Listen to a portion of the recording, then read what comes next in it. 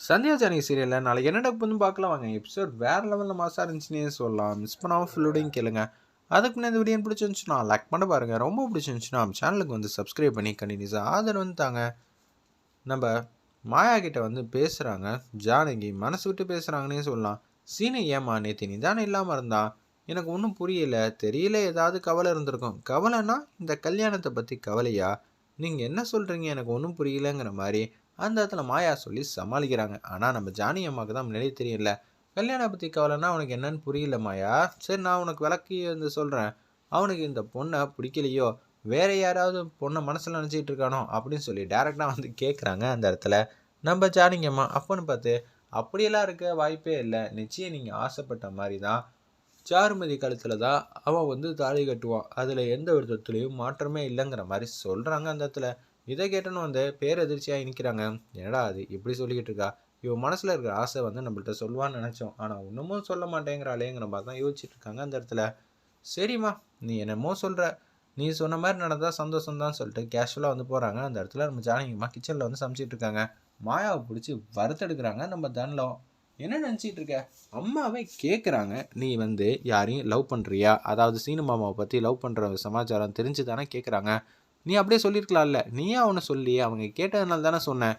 நீயா சொன்னோம் அது பிரச்சனை வரும், அவங்க கேட்டதுனால சொன்னால் பிரச்சனையெல்லாம் வராது. இன்னொன்று ரகுராம் கிட்ட உங்கள் 2 பேரோட விவகாரத்தை பற்றி சொல்கிறதுக்கு தைரியம் அவங்களுக்கு மட்டும்தான் இருக்குது, அவங்கள தவிர வேறு யாருமே கிடையாது தெரியுமா அப்படின்னு சொன்னேன்.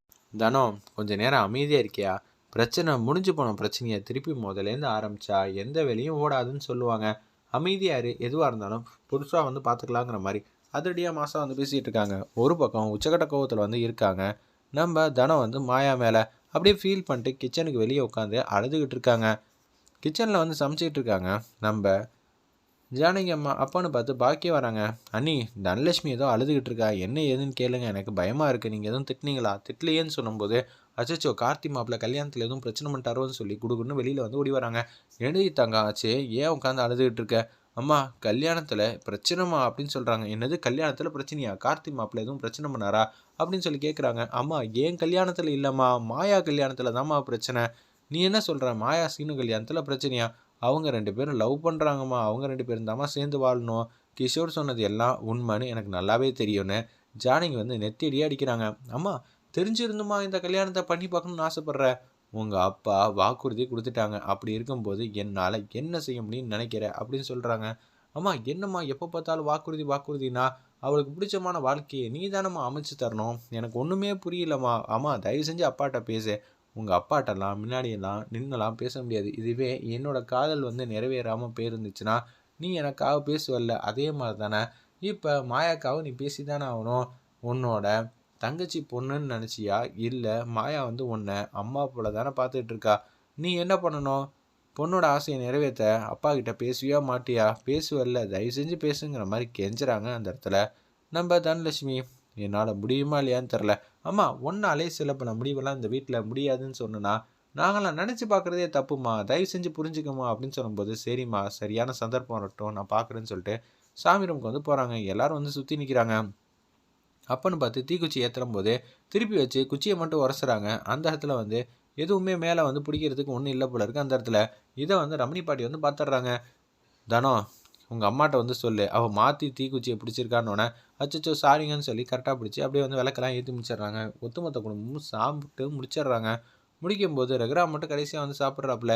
இட்லி வைக்கிறாங்க, பொங்கல் வைக்கிறாங்க, சாம்பார் மட்டும் தட்டில் ஊற்றாமல் ரகுராம் கையிலேயே வந்து ஊற்றிக்கிட்டே இருக்காங்க. 4வது கரண்டி வரைக்கும் வெயிட் பண்ணுறாங்க அந்த இடத்துல. 4வது கரண்டியாக அப்படி தான் ஊற்றிக்கிட்டு இருக்காங்க. ஜானகி, நீ என்ன தெளிவாக இருக்கியா இல்லையா அப்படின்னு சொல்லி கேட்டோன்னா, சாரிங்க சாரிங்க, என்ன மன்னிச்சிருங்க மன்னிச்சிருங்க, கையை வந்து வேற ஒரு தட்டில் வச்சு அப்படியே கையெழுமிட்டு அப்படியே வந்து சாப்பிட்டுட்டு இருக்காங்க. ஜானகி, கொஞ்சம் தெளிவாக இருமா, எதுவாக இருந்தாலும் அப்புறம் பேசிக்கணுன்னே அப்படியே அங்கேருந்து கடந்து போகிறாங்க. ஒரு பக்கம் உச்சக்கட்ட கோவத்தில் வந்து இருக்காங்க நம்ம. ஏன்னா ஜானகி வந்து ஏதோ ஒரு விஷயத்த வந்து மறைக்கிறாங்கங்கிறது தெளிவாக தெரியுது. ஆனால் என்ன ஏதுன்னு கேட்குறதுக்கு முடியல. ஏன்னா ஒய்ஃப் வந்து தானே வந்து சொன்னால் தான் நல்லாயிருக்கும். அப்படி ஏதாவது பிரச்சனைனா நம்மள்ட்ட வந்து சொல்லியிருப்பாள். என்ன பிரச்சனை நமக்கே வந்து தெரியாத அளவுக்கு ஏதோ புது வகையான பிரச்சனை இந்த வீட்டில் இருக்குங்கிற மாதிரி ரகுராம் வந்து சந்தேகப்படுற மாதிரி காட்டுறாங்க அந்த இடத்துல. ஒரு பக்கம் ஜானகி வந்து அப்படியே வந்து காஃபியெல்லாம் எடுத்துகிட்டு வந்து கொடுக்கலான்னு வராங்க. காஃபியை வந்து ரகுராம் கையில் கொடுக்காம அப்படியே கீழே வந்து போட்டுட்டாங்க. சாரிங்க மன்னிச்சிருங்க, தப்பாக நினச்சிக்காதீங்கன்னோட பேசவே இல்லை. அங்கேருந்து ஏஞ்சி போயிடுறாங்க. வெளியில் வந்து திண்ணையில் அப்படியே உட்காந்து பேப்பர் படிக்கலாம்னு நினச்சி வெளில வராங்க. ஜானகி அம்மா வந்து கொஞ்சம் நேரம் கழிச்சு அப்படியே வந்து வெளியில் உட்காந்து கார்டன் ஸ்பேஸில் இங்கேயும் எங்கேயும் நடந்துக்கிட்டே இருக்காங்க. இவன் மனசில் ஏதோ ஒரு குழப்பம் இருக்குது. அது என்ன குழப்பம் நம்மளால் கண்டுபிடிக்க முடியலையே, இப்போ என்ன பண்ணுறதுன்னு தெரிலங்கிற மாதிரி யோசிச்சுட்டு இருக்கிறப்ப அங்கேயாவது வெளியில் வந்து கிளம்புற மாதிரி சுச்சுவேஷன் வருது. ஜானகியை பார்க்குறாங்க. அவங்க தான் வந்து எந்த முடிவும் சொல்ல மாட்டேங்கிறாங்களே அப்படின்னு சொல்லிட்டு இருக்கிறப்ப மாயா வந்து செல்ஃபோனை வந்து பார்த்துட்டே வரப்ப, மாயா இங்கே வாயம்மா அப்படின்னு சொல்லும்போது வராங்க. நீ என் கூட வெளியில் வரியா, உனக்கு எதுவும் வேலை இருக்கா, என்ன பெரியப்பா என்கிட்ட போய் ஒரு வார்த்தையெல்லாம் கேட்கலாமா, வா நான் வரப்போகிறேன்னு அப்படி வந்து காரில் ஏறி உட்காடுறாங்க. 2 பேரும் மட்டும் லாங் ட்ரைவ் போயிட்டே இருக்காங்க. எனக்காக ஒரு காரியம் வந்து பண்ணணும். நான் வந்து ஒரு விஷயம் வந்து கேட்கணும் ஜானகிக்கிட்ட. ஆனால் அவள் என்கிட்ட சரியாக பேசுகிறதே இல்லை.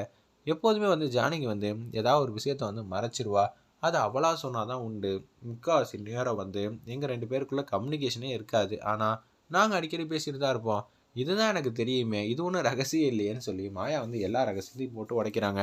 நீங்கள் கண்ணை காட்டினீங்கன்னா ஒரு விஷயம், அதே மாதிரி கட்டவரில் தட்டினா ஒரு விஷயம், அதே மாதிரி புருவத்தை தூக்குனா ஒரு விஷயம்னு சொல்லி அந்த இடத்துல வந்து எக்ஸ்பிளைன் பண்ணியே டக்கு டக்குன்னு சொல்லிட்டு இருக்காங்க. இதே மாதிரி கோட்வேர்டு வந்து நம்ம ஜானகி அம்மாவுக்கு இருக்குது. ஏய் என்னடி இதெல்லாம் எங்கள் அம்மா கூட தெரியுமா தெரியாதான்னு தெரில, நீ என்ன அவ்வளோ உன்னிப்பாக பார்த்துருக்கியா, என்ன பெரியப்பா இப்படி பண்ணுறீங்க, என்னோடய வேலையே வந்து உங்கள் எல்லாரையும் வந்து பத்திரமா பார்த்துக்கிறது தானே, நீங்கள் இது மாதிரிலாம் கோட்வேர்டு வச்சு பேசுகிறீங்கன்னு எனக்கு தெரியாதான் என்னங்கிற மாதிரி அதிரடியாக வந்து பேசிகிட்டு இருக்காங்க. இது நாள் வரைக்கும் எங்கள் 2 பேருக்குள்ள தூதுன்னு ஒன்று இருந்ததே இல்லை. ஆனால் இப்போ அப்படியெல்லாம் கிடையாது.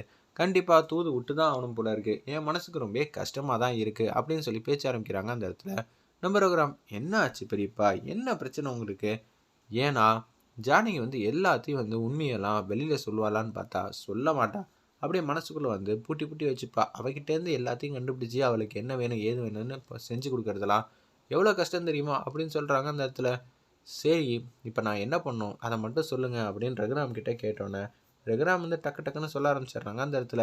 அதாவது என்ன சொல்கிறாங்கன்னா, ஜானகி ஏதோ ஒரு விஷயத்த என்கிட்ட சொல்கிறதுக்கு பயப்படுறா. அந்த விஷயத்த என்ன ஏதுன்னு கண்டுபிடிச்சி நீ என்கிட்ட சொன்னாலும் சரி, இல்லை ஜானகி கிட்ட வந்து நீங்கள் என்ன வேணான்னு சொல்லலாம், ரகுராம் வந்து கண்டிப்பாக நிறைவேற்றி தருவாங்கண்ணே, வாக்குறுதி கொடுத்தேன்னு சொல்லு அப்படின்னோடனே அந்த இடத்துல வந்து நம்ம மாயா வந்து வீட்டுக்கு வந்து வராங்க. வீட்டுக்கு வந்தோன்னே வந்து ஜானகி கிட்ட வந்து நடந்ததெல்லாம் சொல்கிறாங்க. ரகுராம்கிட்ட ஏதோ ஒரு விஷயத்த வந்து நீங்கள் சொல்ல வந்து பயப்படுறீங்களா, அந்த விஷயம் எதுவாக இருந்தாலும் பரவாயில்ல, அவர் வந்து நிறைவேற்றுறாரா, தயவு செஞ்சு சொல்கிறாரு, பிரச்சனையாக நினச்சி கவலைப்படுறாரு, புரிஞ்சுக்கங்கிற மாதிரி பேசுகிறாங்க. அந்த இடத்துல நம்ம மாயா வந்து ஜானகி அம்மாட்ட வெயிட் பண்ணி பார்ப்போம், எபிசோட் ரொம்ப அருமையாக இருந்துச்சுன்னு சொல்லலாம்.